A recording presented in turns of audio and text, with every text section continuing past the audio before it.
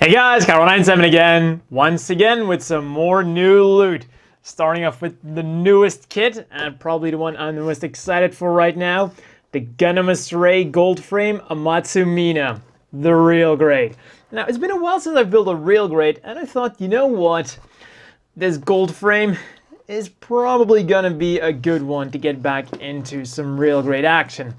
Also, I think this is quite possibly going to be the first real grade to use English in the manual if they kept that trend going. And one thing I'm wondering about the most is how much leftover parts are we going to get to build a more standard Astray. Like, I'm pretty sure we're going to be able to build 2 regular arms, but are we also going to get some more normal feet? Because in all honesty, the one thing I'm not a huge fan of on the Amatsu Mina, those feet, they're not really doing it for me. So it'd be awesome if I could find traces of the regular feet on this thing, but it doesn't look like it. Also, this gold is the more disappointing, cheaper gold. Now let's see if they're undergated, because that could possibly give away AP banner list, but it doesn't look like the gold on this thing is undergated. Nice shiny black piece. That's kind of the funny thing. It's got really nice glossy black pieces, but then it cheaped out on the gold. And I can see something really nice looking there. Those beam. Huh. They're orange rather than red. Yeah, they look... Huh, that's not what I was expecting. They really look reddish on the box. Well, I guess, yeah.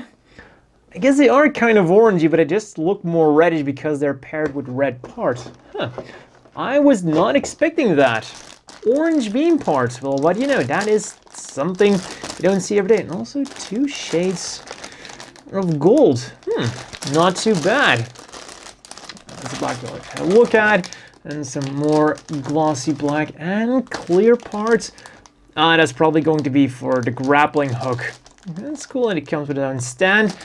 Now, it doesn't look like we're getting any extra feet, unfortunately. Let's see. Just get the regular pieces. Now, I wonder if this could mean if we're going to get a real great Blitz Gundam. It would be awesome if it was like a P Bandai for the Blitz. I guess that's now, well, they already have part of the Blitz done, so hey, what's stopping them, right? And in my excitement, I almost forgot to leaf through the manual. And guess what? It's partly translated. When we leaf through it, at first you will see like, yeah, here it's all translated, the instructions translated, fortunately for some. But then, when we go on, boom, a block of Japanese text, which only those who speak Japanese will be able to understand. And then when we go a little bit further, once again, blocks of Japanese text without any English translation. So you do get a bit of reading material with this, but not nearly as much as you got with the Master Grade or the high grade. And I really hope with the next real grade release that the manual is going to be entirely translated. You know, the same thing they did with the high grades and the master grades.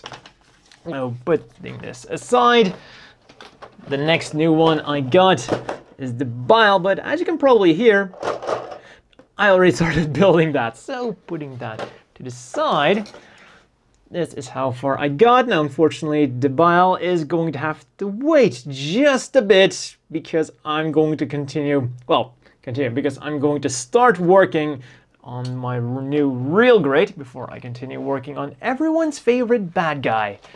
But I did get more Iron-Blooded Orphans, the MS option set number 9. Of course, the reason I got this is 2 extra rifles for my Gushin rebake. But I gotta say, these legs... Where's the picture? Brilliant. In a way, I'm actually surprised nobody came up with that idea because there are thrusters in legs. So why not just use spare legs as a giant improvised thruster? Also, something I wasn't expecting, we get a lot of colors for this set. Well, for an Iron-Blooded Orphans option set, usually get 1 or 2 colors. Here we actually get a whopping 4 colors. The shield there is in a dark green, the legs, well, this is a forest green, this is more a dark moss green. Then we get the gray, and there's also a small white part in there, so a whopping 4 colors, which is very detailed for an Iron-Blooded Orphans option set. So a lot of really neat stuff. Also, when you look on the box, it actually says that, hey, we were planning to release this model kit, this variant of the Barbatos, but we decided not to and just give it to you in this set so you can build your own thing. I guess in a way, this was a much better outcome than have it being released as a P ban list. So this is a really cool thing they did, and I guess you could almost say that this option set is like a very, very far descendant of the old B Club resin kits, where they just gave you the extra options to create a variant that was very similar to the actual mobile suit. You know, something Bandai really should begin doing. I guess it's also, when it comes to older kits, or let's say they're going to be, let's say if they were to release a Hyzak custom, I guess you could just give us, you know, kind of an option set maybe? Hey, that would be cool. Then the final Gunpla I got, the Jim Kai. The ground type, already have 2 of the space type, and man, do I love these Jim Kais. I have a real soft spot for this Master Grade. It's been on back order for a long time, this guy, but I finally got my hands on it. And as I always say, these cardboard inserts, I love them. Really wish they kept doing it with modern Master Grades. Just gives you something extra. You can use it as a kind of poster somewhere to put. Just a really cool thing. And well, typical Jim goodness. Unfortunately, I will say that if you have to choose between the ground type or the space type is unquestionably the better one out there, which is why it took me quite a while to finally go for the ground type, simply because we get less weapons with this thing.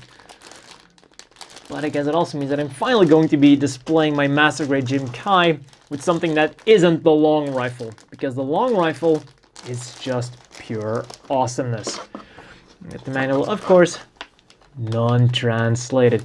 You know what would be cool if they re-released the manuals with English text? That would be amazing. And it's not like Bandai hasn't made changes to older kits. Remember the Hyzak thing where suddenly they came with action-based connectors? So let's wrap that up. Then, as you may or may not be aware of, HLJ was having kind of a spring sale, and I decided to pick some stuff up from that as well, returning myself to 2 books and a special kit. So the first book I got, a Gunpla Builders fan book. I also got another book that was related to Gundam Builder, but that's still on its way. And it's your typical fan book. It's got a bunch of the mech profiles in it, the fighters that use them. No, nothing too special, just your typical fan book. But because it was 50% off, I decided, why the hell not? The original Gundam Build Fighters was an amazing series, really fun to watch, so I thought to myself, why not pick up the fan book for such an awesome series? Talking about awesome series, I got the Sakura Taisen, or Sakura Wars. And what was it again? Merchandise collection thing. So this, basically, this is a book about all the things you can buy from Sakura Taisen. Seriously, that's all this is. I'm not surprised this was 50% off, because the original retail price was something 3,600 yen, 3,500 yen. So yeah, I'm not too surprised that for 3,600 yen, not a whole lot of people bought this. But you know, half price off, it's a cool thing to have, and just see what kind of crazy stuff they were selling. I mean, I was leafing through this and I found a 1-to-1 scale Sakura. I am not kidding, 1-to-1 scale. It was like $4,000. Like 420,000 yen. Like, gee, who buys that? My God. You gotta be a giant Sakura Tyson fan to buy that thing. Or maybe it was that one guy from that one documentary about those love dolls. He probably bought himself one of those. Oh, there we go. Wait, here we go. So yeah, one goes for 420,000 yen, and then there's the second one for, what was that, Chateaubriand? Goes for 472,500 yen. Great. You know what's also great? The next thing I got. And you could say that I kept the best for last.